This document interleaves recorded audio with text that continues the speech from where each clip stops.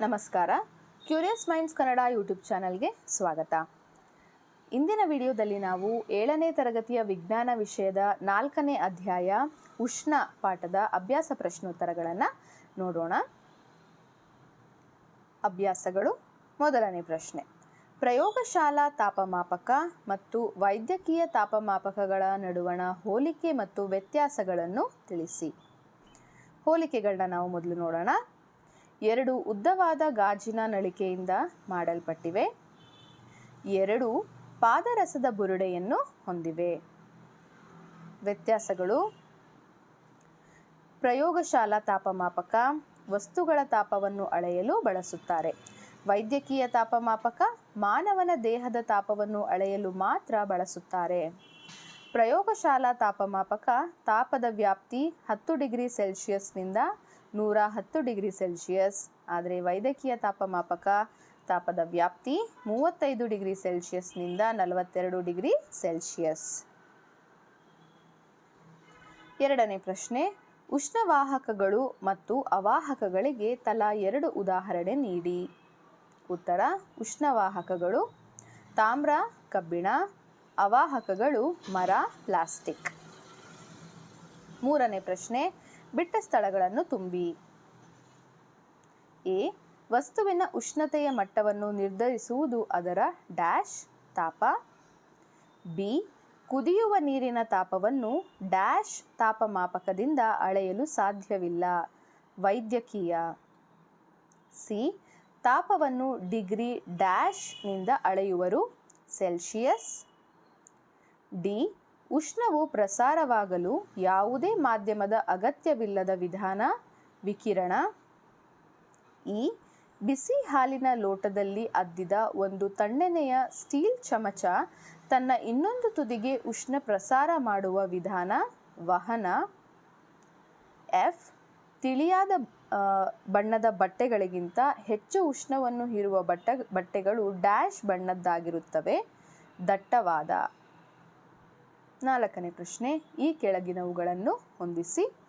ಪ್ರಶ್ನೆ ಹೀಗಿದೆ: ನೆಲಗಾಳಿ ಬೀಸುವ ಕಾಲ, ಕಡಲ್ಗಾಳಿ ಬೀಸುವ ಕಾಲ, ದಟ್ಟವಾದ ಬಣ್ಣದ ಬಟ್ಟೆಗಳನ್ನು ತೊಡಲು ಇಚ್ಛಿಸುವ ಕಾಲ, ತಿಳಿಯಾದ ಬಣ್ಣದ ಬಟ್ಟೆಗಳನ್ನು ತೊಡಲು ಇಚ್ಛಿಸುವ ಕಾಲ. ಕಾಲಂ ಬಿ ನಲ್ಲಿ ಬೇಸಿಗೆ, ಚಳಿಗಾಲ, ಹಗಲು, ರಾತ್ರಿ. ಉತ್ತರವನ್ನು ನೋಡೋಣ.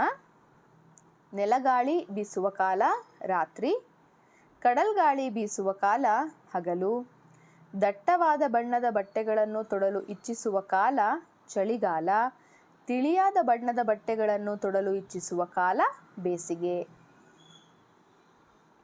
ಐದನೇ ಪ್ರಶ್ನೆ, ಚಳಿಗಾಲದಲ್ಲಿ ಒಂದೇ ಪದರದ ದಪ್ಪ ಬಟ್ಟೆಯನ್ನು ಧರಿಸುವುದಕ್ಕಿಂತ ಹಲವು ಪದರಗಳ ಬಟ್ಟೆ ಧರಿಸುವುದು ನಮ್ಮನ್ನು ಬೆಚ್ಚಗೆ ಇಡುತ್ತದೆ, ಏಕೆ? ಚರ್ಚಿಸಿ. ಉತ್ತರ: ಚಳಿಗಾಲದಲ್ಲಿ ಒಂದೇ ಪದರದ ದಪ್ಪ ಬಟ್ಟೆಯನ್ನು ಧರಿಸುವುದಕ್ಕಿಂತ ಹಲವು ಪದರಗಳ ಬಟ್ಟೆ ಧರಿಸುವುದು ಉತ್ತಮ, ಏಕೆಂದರೆ ಬಟ್ಟೆಯ ಪದರಗಳ ನಡುವೆ ಗಾಳಿ ಹಿಡಿದಿಟ್ಟಲ್ಪಡುತ್ತದೆ. ಗಾಳಿಯು ಅಲ್ಪವಾಹಕವಾಗಿರುವುದರಿಂದ ಬಟ್ಟೆಯ ಪದರಗಳ ನಡುವೆ ಹಿಡಿದಿಟ್ಟಲ್ಪಟ್ಟ ಗಾಳಿಯು ನಮ್ಮ ದೇಹದಿಂದ ಸುತ್ತಮುತ್ತಲಿನ ಪ್ರದೇಶಕ್ಕೆ ಉಷ್ಣದ ವರ್ಗಾವಣೆಯನ್ನು ತಡೆಯುತ್ತದೆ. ಇದರಿಂದ ನಮಗೆ ಬೆಚ್ಚನೆಯ ಅನುಭವವಾಗುತ್ತದೆ. ಆರನೇ ಪ್ರಶ್ನೆ, ಚಿತ್ರ 4.13 ನೋಡಿ. ವಹನ, ಸಂವಹನ ಮತ್ತು ವಿಕಿರಣದಿಂದ ಎಲ್ಲೆಲ್ಲಿ ಉಷ್ಣ ಪ್ರಸಾರವಾಗುತ್ತಿದೆ ಗುರುತು ಮಾಡಿ. ಇದು ನಿಮ್ಮ ಪಠ್ಯಪುಸ್ತಕದಲ್ಲಿ ನೀಡಿರುವಂತಹ ಒಂದು ಚಿತ್ರವಾಗಿದೆ. ನಾವೀಗ ಉತ್ತರವನ್ನು ನೋಡೋಣ. ಮೊದಲನೆಯದು ಉಷ್ಣ ಸಂವಹನ, ಆ ಪಾತ್ರೆಯಿಂದ ಬರೋದು ಉಷ್ಣ ವಹನ. ಹಾಗೆ ಬೆಂಕಿಯ ಜ್ವಾಲೆಯಿಂದ ಬರೋದು ಉಷ್ಣ ವಿಕಿರಣ. ಏಳನೇ ಪ್ರಶ್ನೆ, ಉಷ್ಣ ಹವಾಮಾನದ ಪ್ರದೇಶಗಳಲ್ಲಿ ಮನೆಗಳ ಹೊರಗೋಡೆಗಳಿಗೆ ಬಿಳಿ ಬಣ್ಣ ಬಳಿಯುವುದು ಸೂಕ್ತ, ವಿವರಿಸಿ.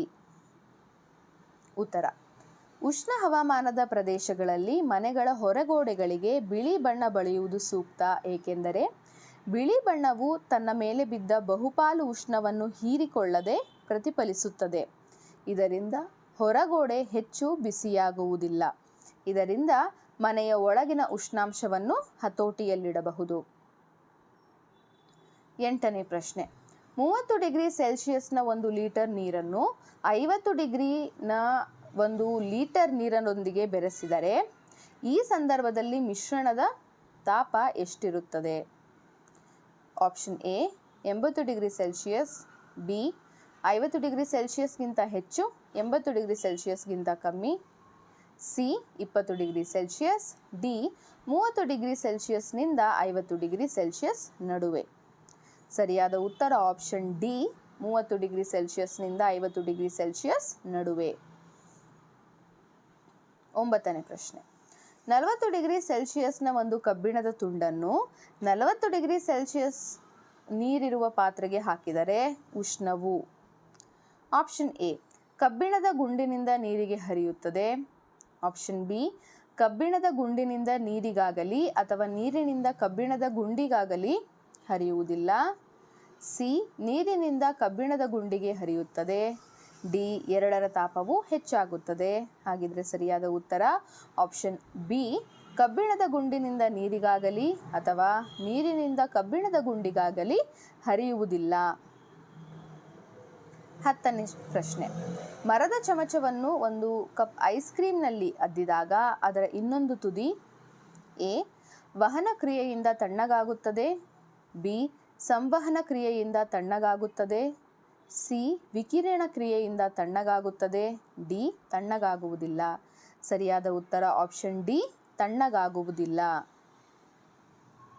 11ನೇ ಪ್ರಶ್ನೆ, ಸಾಮಾನ್ಯವಾಗಿ ಕಲೆರಹಿತ ಉಕ್ಕಿನ ಅಂದರೆ ಸ್ಟೇನ್ಲೆಸ್ ಸ್ಟೀಲ್ ಬಾಣಲೆಗಳಿಗೆ ತಾಮ್ರದ ತಳ ಕಟ್ಟುವರು. ಇದಕ್ಕೆ ಕಾರಣ ಆಪ್ಷನ್ ಎ ತಾಮ್ರದ ತಳವು ಬಾಣಲೆ ಹೆಚ್ಚು ಬಾಳಿಕೆ ಬರುವಂತೆ ಮಾಡುತ್ತದೆ, ಬಿ ಇಂತಹ ಬಾಣಲೆಗಳು ಬಣ್ಣ ಬಣ್ಣವಾಗಿ ಕಾಣಿಸುತ್ತವೆ, ಸಿ ತಾಮ್ರವು ಕಲೆರಹಿತ ಉಕ್ಕಿಗಿಂತ ಉತ್ತಮ ಉಷ್ಣವಾಹಕ, ಡಿ ಕಲೆರಹಿತ ಉಕ್ಕಿಗಿಂತ ತಾಮ್ರವನ್ನು ಸ್ವಚ್ಛಗೊಳಿಸುವುದು ಸುಲಭ. ಸರಿಯಾದ ಉತ್ತರ ಆಪ್ಷನ್ ಸಿ ತಾಮ್ರವು ಕಲೆರಹಿತ ಉಕ್ಕಿಗಿಂತ ಉತ್ತಮ ಉಷ್ಣವಾಹಕ. ಇದಿಷ್ಟು ಕೂಡ ಈ ಪಾಠದ ಅಭ್ಯಾಸ ಪ್ರಶ್ನೋತ್ತರಗಳಾಗಿದ್ವು. ಈ ವಿಡಿಯೋ ನಿಮ್ಮೆಲ್ರಿಗೂ ಸಹ ಇಷ್ಟ ಆಗಿದೆ ಅಂತ ಅಂದ್ಕೊಳ್ತೀನಿ.